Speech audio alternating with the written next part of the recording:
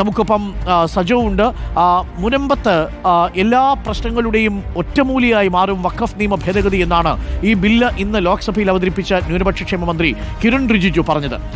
വിഷയത്തിൽ നാളെ വിശദമായി പ്രതികരിക്കാമെന്നാണ് സമരസമിതിയുടെ നിലപാട്. നിയമ ഭേദഗതിയെ സംസ്ഥാനത്തെ ജനപ്രതിനിധികൾ അനുകൂലിക്കണമെന്ന് KCBC നിലപാടെടുത്തിരുന്നു. സജു ദേവസ്യ മുനമ്പത്ത് നിന്നും തത്സമയം ചേരുന്നുണ്ട്. സജു ദേവസ്യ, മുനമ്പത്തെ സമരസമിതിയുടെ ആവശ്യവും KCBCയുടെ ആവശ്യവുമെല്ലാം പ്രതിപക്ഷം ഈ വഖഫ് നിയമ ഭേദഗതി ബില്ലിനെ അംഗീകരിക്കണം എന്നുള്ളതാണ്. എന്നാൽ ഇന്ന് പ്രതിപക്ഷം ഒറ്റക്കെട്ടായി എതിർക്കുന്ന കാഴ്ചയാണ് കണ്ടത്. ഇതിനോടുള്ള പ്രതികരണം എന്തെങ്കിലും നമുക്ക് മുനമ്പത്ത് നിന്ന് ലഭ്യമായിട്ടുണ്ടോ സജു? അരുൺകുമാർ, മുനമ്പം സമരസമിതി വ്യക്തമാക്കിയത് ഈ നടപടിക്രമങ്ങൾ, അതായത് ബില്ലിന്മേലുള്ള ചർച്ച നടക്കുന്നു, ഇത് പാസ്സാക്കണം, അതുൾപ്പെടെയുള്ള നടപടിക്രമങ്ങൾ പൂർത്തിയായതിനു ശേഷം വിശദമായ പ്രതികരണം നൽകാം എന്നതാണ് അവർ അറിയിച്ചിരിക്കുന്നത്. ഇന്നത്തെ സമരസമിതിയുടെ സമരം 172ാം ദിവസത്തിലേക്ക് റിലേ നിരാഹാരം കടന്നിട്ടുണ്ട്. ഇന്നത്തെ സമരം അവർ അവസാനിപ്പിക്കുകയും ചെയ്തിട്ടുണ്ട്. നാളെ ഈ വിഷയത്തിൽ വ്യക്തമായ അവരുടെ നിലപാട് വിശദീകരിക്കാമെന്ന് പറയുകയും ചെയ്തിട്ടുണ്ട്. അതായത് മുനമ്പം സമരസമിതിയുടെ ഒരു നിലപാട് എന്നത് റവന്യൂ അവകാശങ്ങൾ പുനഃസ്ഥാപിക്കാൻ വഖഫ് നിയമ ഭേദഗതിയാണ് പോംവഴി എന്നൊരു നിലപാടിലേക്ക് അവർ എത്തിച്ചേർന്നു.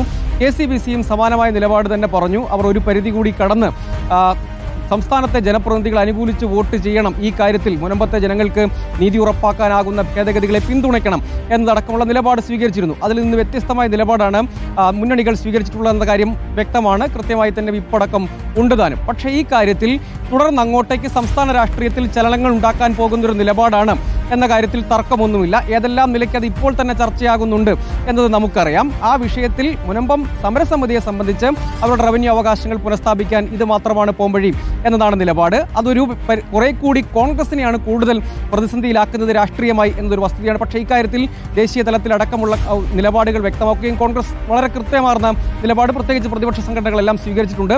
LDFനെയും സംസ്ഥാന സർക്കാരിനെയും ഒക്കെ ഇക്കാര്യത്തിൽ വിമർശിക്കുന്ന നിലപാട് നേരത്തെ തന്നെ സമരസമിതി വ്യക്തമാക്കിയതാണ്.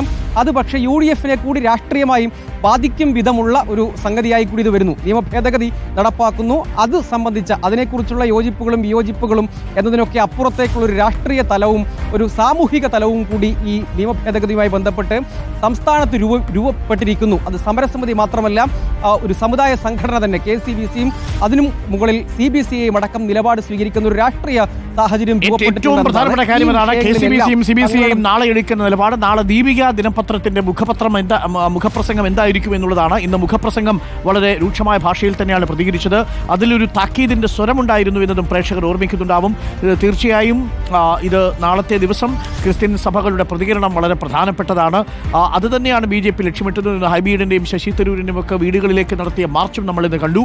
ക്രിസ്ത്യൻ സമുദായത്തിന്റെ 18% വോട്ട് മുഖ്യം ബിഗിലെ എന്നുള്ളതാണ്.